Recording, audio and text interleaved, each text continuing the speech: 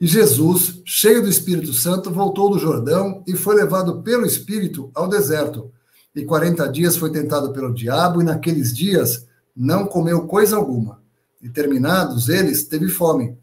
E disse-lhe o diabo: se tu és o Filho de Deus, dize a esta pedra que se transforme em pão. E Jesus lhe respondeu, dizendo: está escrito, nem só de pão viverá o homem, mas de toda a palavra de Deus. E o diabo, levando a um alto monte, mostrou-lhe num momento de tempo todos os reinos do mundo. E disse-lhe o diabo: dar-te-ei a ti todo este poder e a sua glória, porque a mim me foi entregue, e dou a quem quero. Portanto, se tu me adorares, tudo será teu. E Jesus, respondendo, disse-lhe: vai-te, Satanás, porque está escrito: adorarás o Senhor teu Deus, e só a ele servirás. Levou-o também a Jerusalém, e pô-lo sobre o pináculo do templo, e disse-lhe: se tu és o Filho de Deus, lança-te daqui abaixo, porque está escrito: mandará os seus anjos acerca de ti, que te guardem, e que te sustenham nas mãos, para que nunca tropeces com o teu pé em alguma pedra. E Jesus, respondendo, disse-lhe: dito está, não tentarás ao Senhor teu Deus. E acabando o diabo toda a tentação, ausentou-se dele por algum tempo. Todos os reinos do mundo, Mário, que coisa interessante. Ó! Nós encontramos aqui o Senhor respondendo a Satanás de uma maneira que Adão não conseguiu, nem Adão nem Eva conseguiram responder. Eles cederam, eles caíram nas tentações. Na realidade, aqui, Jesus, o Senhor, foi tentado 40 dias num deserto.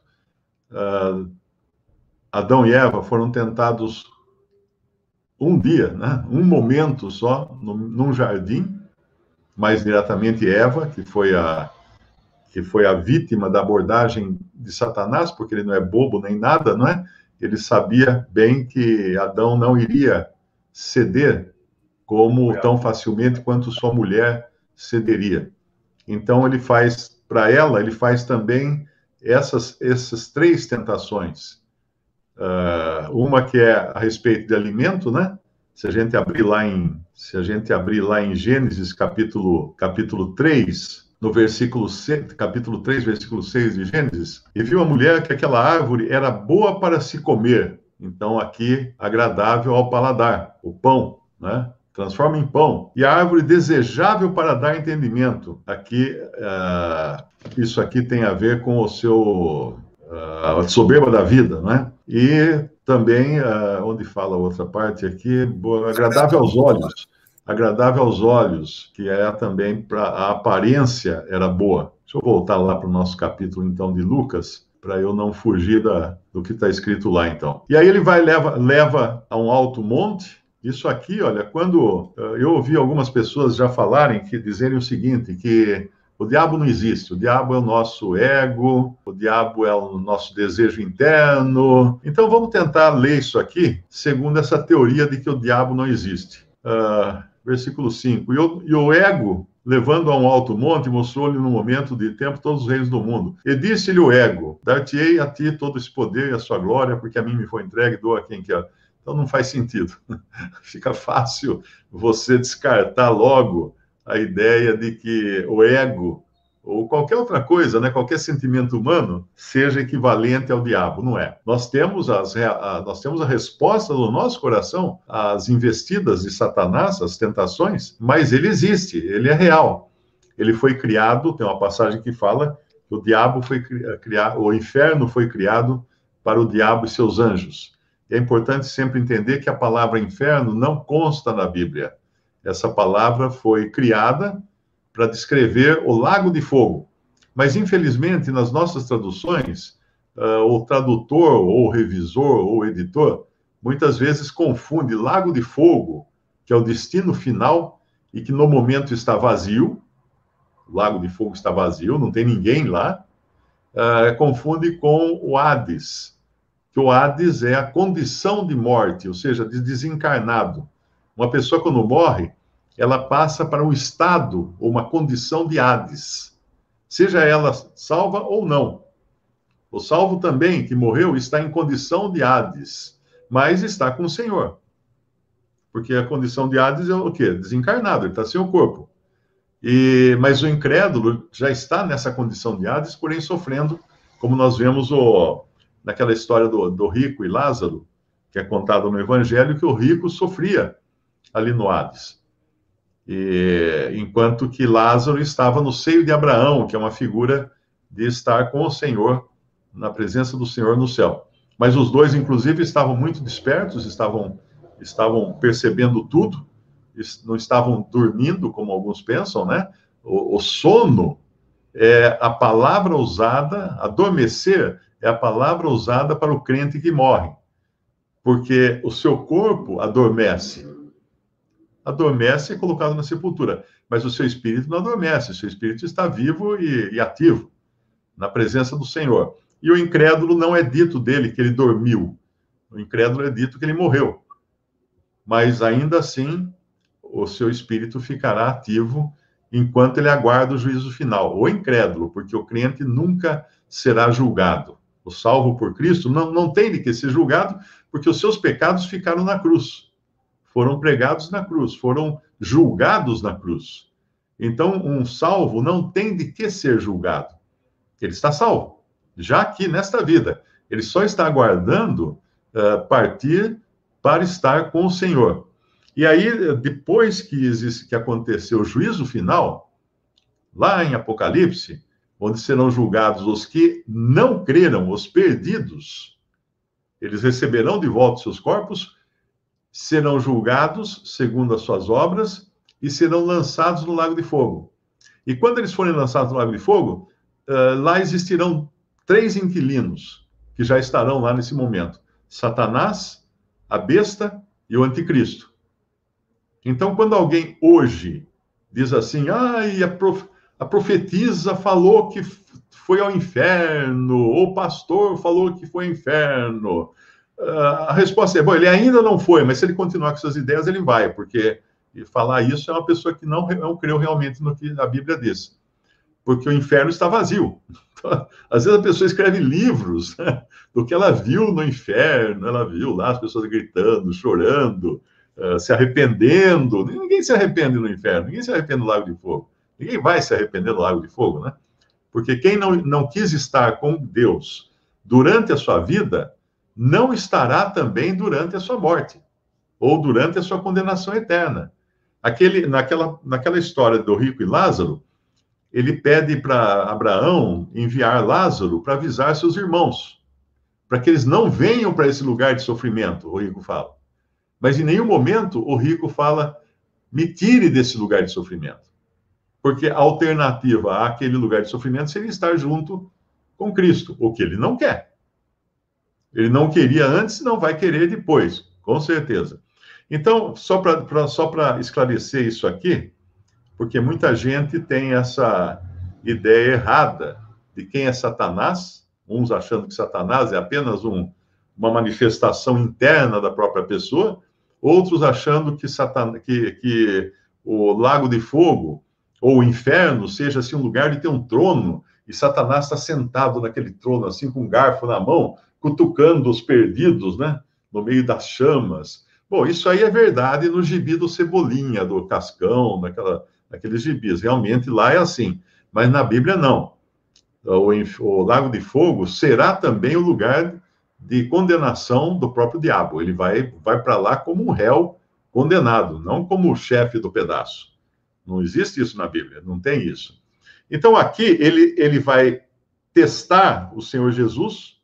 A palavra melhor seria testar, melhor do que tentar, porque não havia possibilidade alguma do Senhor cair numa tentação.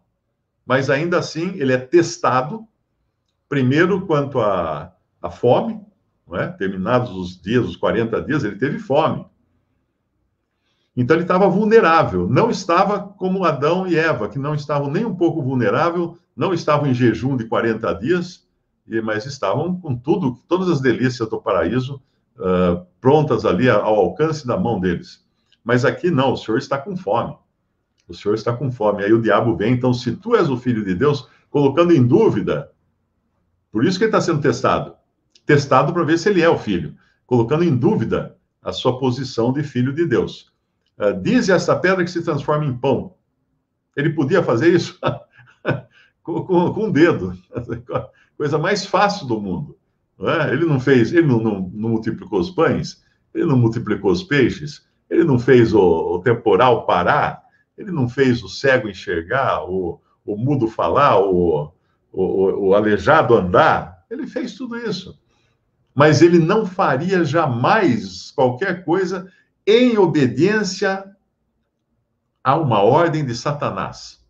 E assim deveria ser o crente também.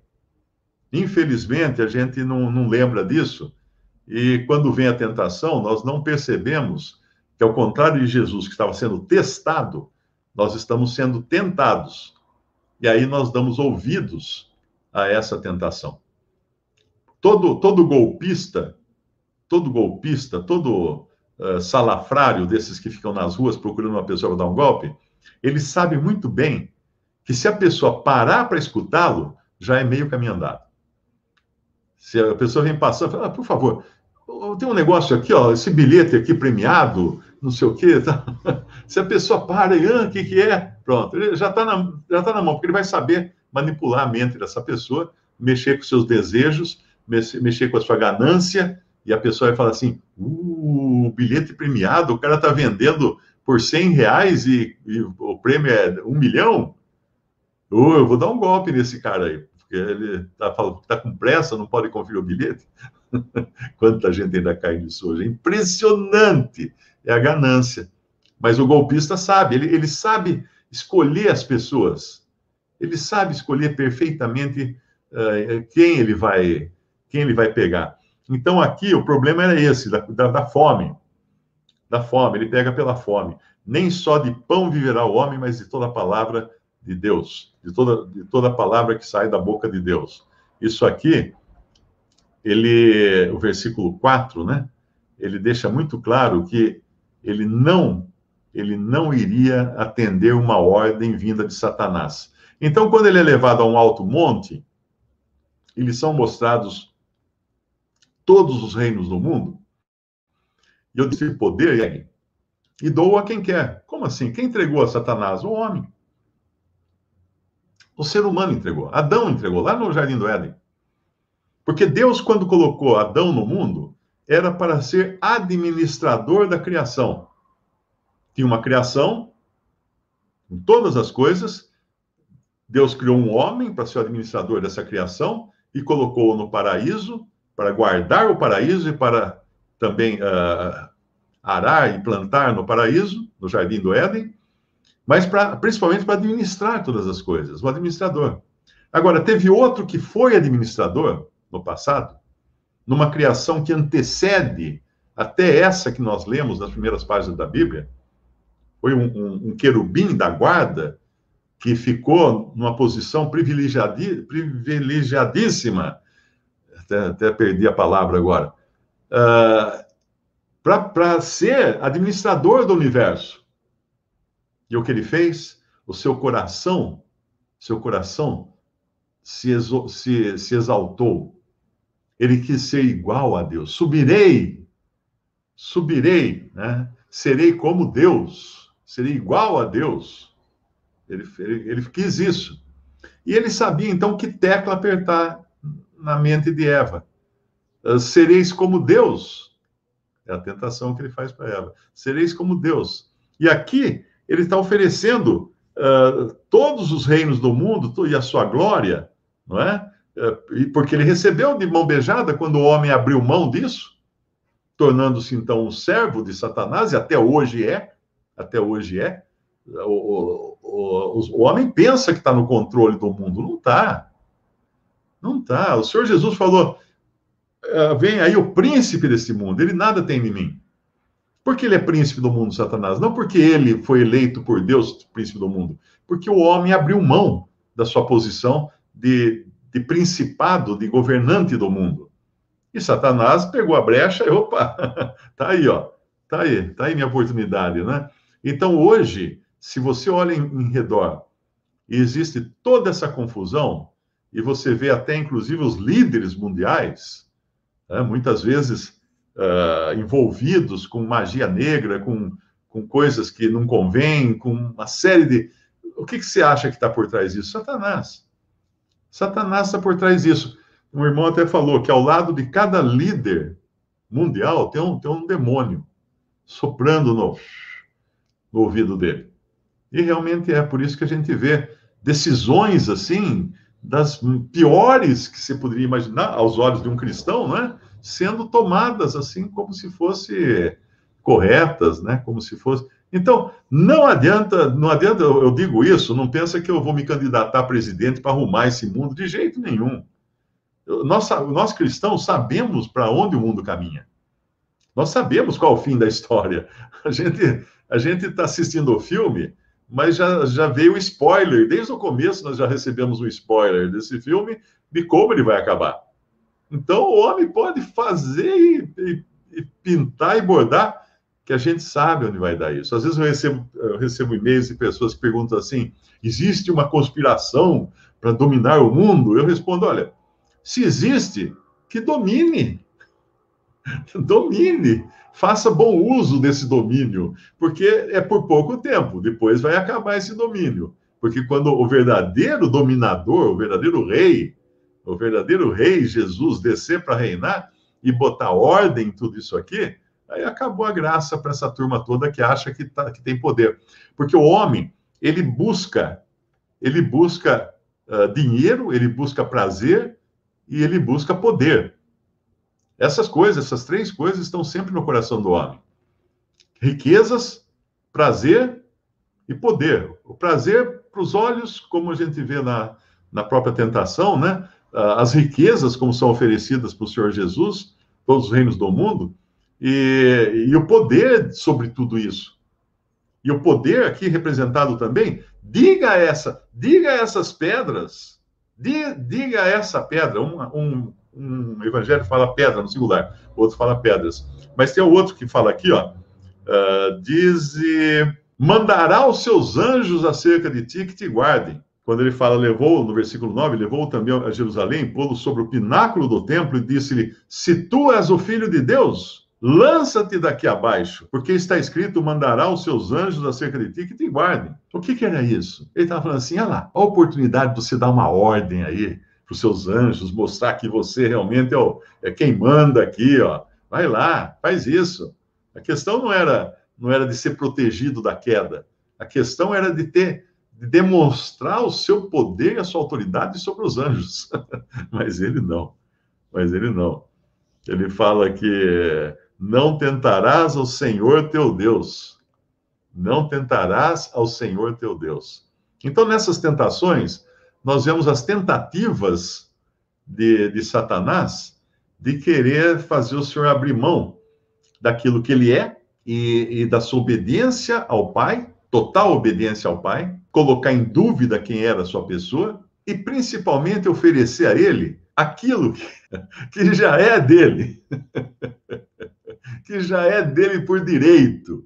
Seria como alguém chegar para mim e falar assim: Mário, se você fizer isso, eu vou te dar essa camisa, acho que é verde ou azul, não sei que cor é isso, eu vou te dar essa camisa aí. Como assim? Ela é minha já. Se eu não estivesse vestindo ela agora, ela estaria no guarda-roupa esperando eu vesti-la. Mas já era minha. Então o Senhor, ele está esperando o momento que ele vai tomar posse de todos os reinos do mundo, de todo o poder desse mundo, de todo o poder do universo. Ele vai tomar posse. Já está no spoiler, já está no fim da história, já o fim da série, que não tem fim essa série, na verdade, porque ela é eterna, já fala isso.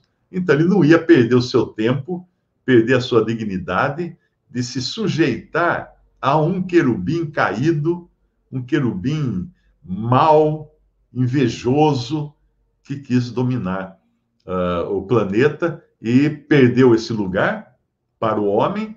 E o homem, na sua tolice, na sua estultice, entregou de mão beijada de volta para o diabo. Porém, não é um poder, vamos dizer assim, dado legitimamente.